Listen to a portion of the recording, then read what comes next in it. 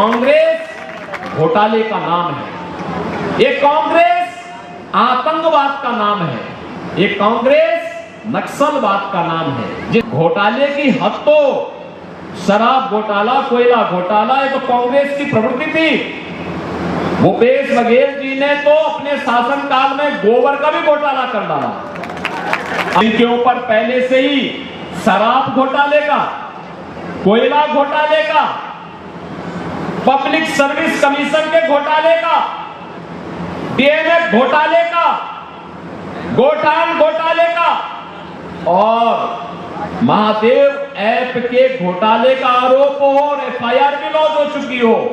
भारत माता की, भारत माता की, भारत माता की, छत्तीसगढ़ महतारी की, छत्तीसगढ़ महतारी की, मां बिमलेश्वरी की, मां बिमलेश्वरी की जय जोहार।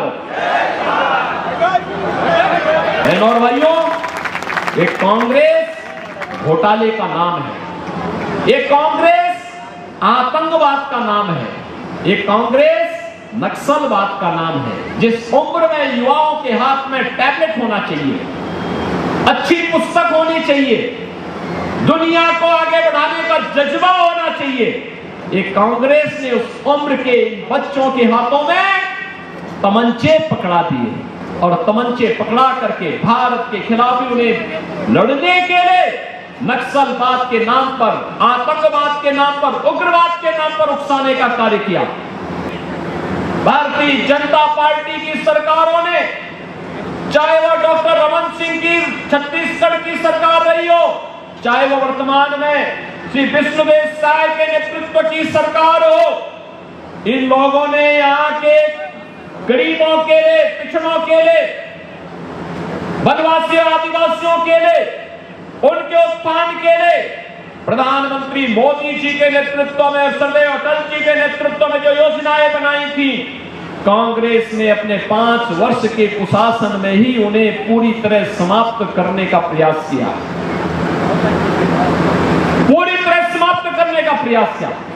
और मुझे तो बताया गया कि इस प्रतिष्ठित सीट पर कांग्रेस ने यहां के पूर्व मुख्यमंत्री को, श्री भूपेश बघेल को ही अपना प्रत्याशी बनाकर के उतारा।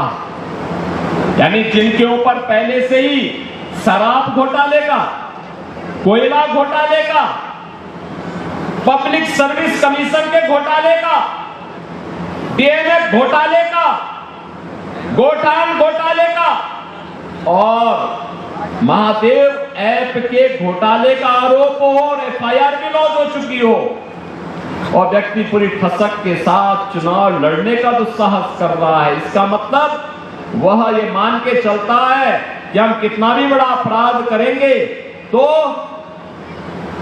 हम लोग समाज की आंखों में धूल झोंक करके सत्या त्याग लेंगे।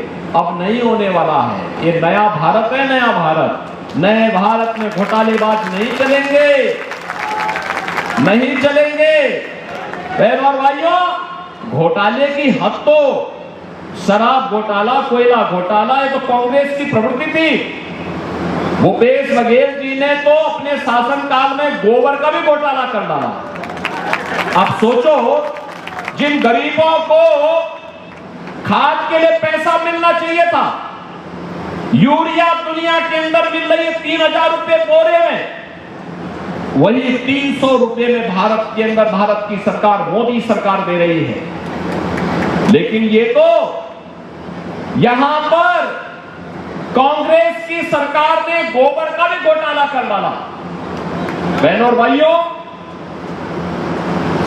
यहां पर मैं सोचता हूं कभी कभी गौ माता को भी तस्करों के हवाले कर दिया गया था, कसाईयों के हवाले कर दिया गया था। लेफ्ट जिहाद की घटनाओं को पूरी तरह छोड़ दे दी गई थी। एक सामान्य भुवनेश्वर साहू के साथ किस प्रकार की घटनाएं घटित हुई थी, उसके पिता ईश्वर साहू, छत्तीसगढ़ की जनता का मैं अभिनंदन करूंगा कि उन्हें विधायक बना करके लोगों ने भुवनेश्वर साहू को सच्ची श्रद्धांजलि अर्पित की, क्योंकि भुवनेश्वर साहू की एक ही गलती थी, उसने लब जिहाद का विरोध किया था, कांग्रेस सरकार की तुष्टीकरण की नीति का विरोध किया था और उस सब से लड़ते लड़ते अपने आप को बलिदान कर दिया था। बहनों और भाइयों, यहाँ की जनता जनार्दन ने स्वर्गीय भुवनेश्वर साहू को श्रद्धांजलि अर्पित करते हुए उनके पिता ईश्वर साहू को विधायक बना करके उनकी स्मृतियों को जीवंत बनाने का काम किया। बहनों और भाइयों, अरे देश मोदी जी के नेतृत्व में कार्य कर रहा है। आपने 10 वर्ष में बदलते हुए भारत को देखा होगा, बदलते हुए भारत को देखा होगा। 10 वर्ष में क्या ये कभी हुआ? ये कभी हो पाया देश के अंदर? बहनों और भाइयों, छत्तीसगढ़ की डॉक्टर रमन सिंह जी के नेतृत्व की पहली सरकार थी जिन्होंने 1 रुपए किलो चावल यहाँ के गरीबों को, यहाँ के आदिवासी वनवासियों को देना प्रारंभ किया था। और मोदी जी के नेतृत्व की सरकार पिछले 4 वर्ष में 80 करोड़ भारतीयों को फ्री में राशन की सुविधा का लाभ प्रदान कर रही है। कांग्रेस की सरकार के समय गरीब भूखों मरता था, भूखों मरता था, किसान आत्महत्या करता था, नौजवान पलायन करता था, महिलाओं के सामने अपनी सुरक्षा का संकट था। मोदी जी के नेतृत्व में 80 करोड़ गरीबों को फ्री में राशन की सुविधा का लाभ, 60 करोड़ गरीबों को 5 लाख रुपए की स्वास्थ्य बीमा का, आयुष्मान भारत का कवर हर वर्ष 5 लाख रुपए की। यही नहीं, 50 करोड़ गरीबों के लिए जनधन अकाउंट खोल दिए गए। जो पैसा कमीशन खोरी का कांग्रेसियों की प्रवृत्ति का हिस्सा था, मोदी जी ने जनधन अकाउंट खोल करके उसको पूरी तरह उस पर रोक लगाने का काम किया। बहनों और भाइयों, 12 करोड़ अन्नदाता किसानों को प्रधानमंत्री किसान सम्मान निधि का लाभ, 12 करोड़ गरीबों के घर में शौचालय का निर्माण, 10 करोड़ महिला स्वयंसेवी समूहों को आर्थिक स्वावलंबन के मार्ग पर अग्रसर करने का कार्य। बहनों और भाइयों, 10 करोड़ गरीबों के घर में उज्ज्वला योजना का रसोई गैस का सिलेंडर भी पहुंचा दिया गया। 4 करोड़ गरीबों के मकान मोदी जी के नेतृत्व में देश में बने। उत्तर प्रदेश ने 56 लाख गरीबों के मकान बनाए, लेकिन भूपेश बघेल की सरकार ने 18 लाख गरीबों को छत्तीसगढ़ के अंदर मकान से वंचित किया था, क्योंकि मोदी जी पैसा देना चाहते थे लेकिन भूपेश बघेल उसको लेना नहीं चाहते थे। इन गरीबों को मकान न मिले, इसका दोष भी अगर किसी के ऊपर है तो कांग्रेस की सरकार के ऊपर है। 2.5 करोड़ गरीबों के घर में बिजली पहुंचाने का काम हुआ, हर नल की योजना लागू हुई। बहनों और भाइयों, ये सभी कार्य मोदी जी के नेतृत्व में एक नए भारत का दर्शन, कश्मीर में आतंकवाद की ताबूत पर अंतिम कील ठोकने का काम धारा 370 समाप्त हुई, तो 3 तलाक की कुप्रथा को भी सदैव के लिए समाप्त किया गया। और आज इसीलिए भारतीय जनता पार्टी आपके पास आई है कहने के लिए कि यहाँ के गरीब किसानों से धान को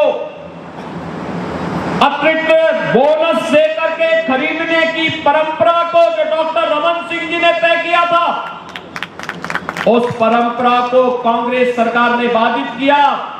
श्री विष्णुदेव साय के नेतृत्व की भारतीय जनता पार्टी की सरकार ने फिर से उसको जीवित करके यहाँ के अन्नदाता किसानों को फिर से आर्थिक रूप से संबल देने का काम किया।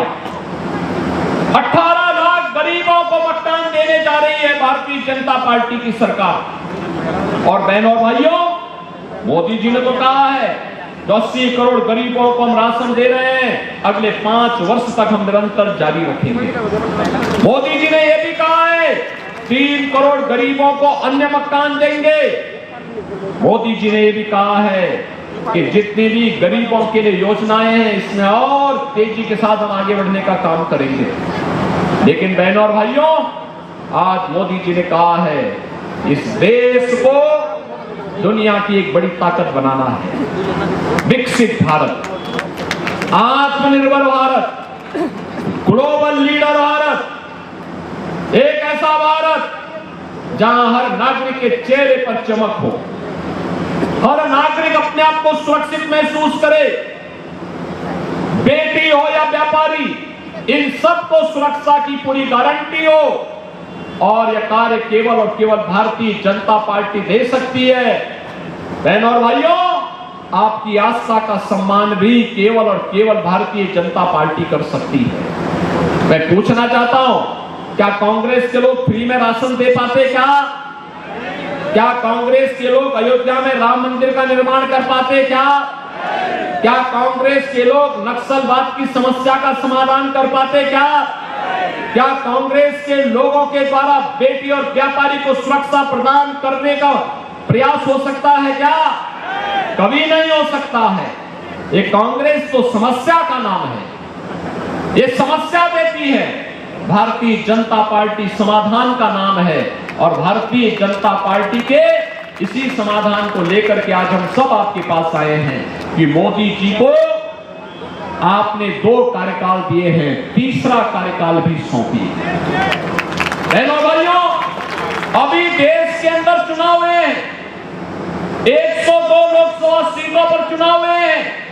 पूरे देश के अंदर एक ही लहर है, एक ही आवाज है और वो आवाज है कि फिर एक बार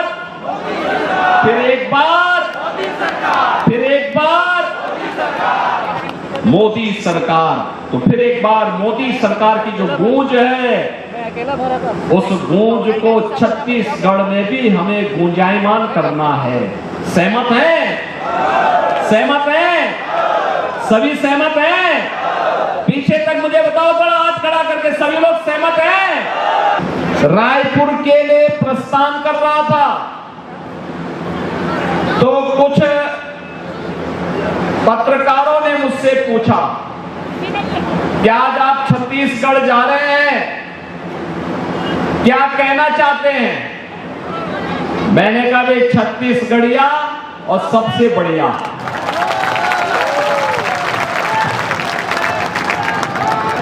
लोगों ने कहा कैसे? मैंने कहा वे ननिहाल किसको अच्छा नहीं लगता है, और छत्तीसगढ़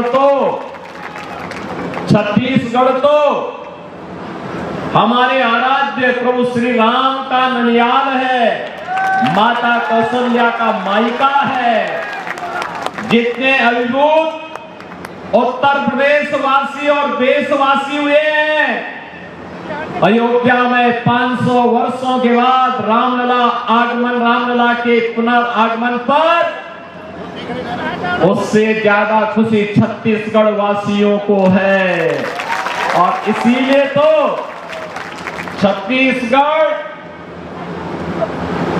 के बहन और भाई जहां अभिभूत हैं, आनंदित हैं, वहीं मुझे छत्तीसगढ़ के अपने बहन भाइयों के साथ आज चुनावी सभाओं के माध्यम से संवाद बनाने का अवसर प्राप्त होगा। तो स्वाभाविक रूप से जो प्रभु के आगमन पर अभिभूत हो, आनंदित हो, उनसे बढ़िया दूसरा तो नहीं होगा। और इसलिए मैंने कहा छत्तीसगढ़िया तो सबसे बढ़िया। बहनों और भाइयों, छत्तीसगढ़ अपनी पहचान आज से नहीं, हजारों वर्षों से अपनी इस विरासत का संरक्षण करती आ रही है। सरकारों ने अपेक्षा की होगी, लोगों ने तमाम प्रकार के गलत तरीके से यहां की छवि को प्रस्तुत करने का प्रयास किया होगा, लेकिन भारतीय जनता पार्टी की सरकारें छत्तीसगढ़ के अंदर या केंद्र में सदैव अटल जी की सरकार रही हो या फिर पिछले 10 वर्ष में प्रधानमंत्री मोदी जी के नेतृत्व की सरकार, जिस मजबूती के साथ छत्तीसगढ़ को उसकी पहचान दिलाने के लिए प्रतिबद्ध दिखाई देती है, वह अभिभूत करने वाली है। और इसलिए बहनों और भाइयों, आज हम सब आपके पास आए हैं आपसे कहने के लिए, आपने देखा होगा जो काम अयोध्या में हुआ है, प्रभु रामलला 500 वर्षों का इंतजार समाप्त करके फिर से अयोध्या में उनका आगमन हुआ है। क्या ये काम कांग्रेस के लोग कर पाते क्या? क्या ये काम कांग्रेस के लोग कर पाते क्या? देखो, जब भगवान राम को 14 वर्ष का वनवास हुआ था तो उन्होंने उस समय भी उस कालखंड का उपयोग भी कहां किया? सबसे पहले जब अपने स्वयं के अयोध्या से उनको वन के लिए जाना पड़ा तो उन्होंने इसी छत्तीसगढ़ की तरफ रुख किया, क्योंकि ननिहाल नजदीक था। और पहले चित्रकूट आए और फिर दंडकारण्य होते हुए पंचवटी की तरफ गए। और उस समय भी उनके सामने चुनौती थी, और चुनौती यही थी कि उस समय भी रावण के कुछ राक्षस उस समय इस पूरे क्षेत्र को, यहाँ के ऋषि मुनि और ज्ञान और आराधना में रत, उस समय की साधना में रत ऋषि मुनियों को परेशान करते थे, वहां के सभ्य समाज को प्रताड़ित करते थे। उनकी सुरक्षा का दायित्व उस कालखंड में हजारों वर्ष पहले प्रभु राम ने अपने कंधे में ली थी कि नहीं, निस्सरहीन करो मई का संकल्प लेकर के उन्होंने इसी धरती पर इसको राक्षस विहीन करने का जो संकल्प लिया, उसी का परिणाम था कि लंका के राजा रावण को भी अंततः अपनी पूरी खानदान के साथ दूसरे लोक के लिए प्रस्थान करना पड़ा था। बहनों और भाइयों, प्रभु राम की इस महिमा की भूमि छत्तीसगढ़ में आकर के कौन लोग अभिभूत नहीं होंगे? जब रायपुर में भगवान राम का मंदिर बन रहा था, डॉक्टर रमन सिंह जी उस समय यहाँ के मुख्यमंत्री थे।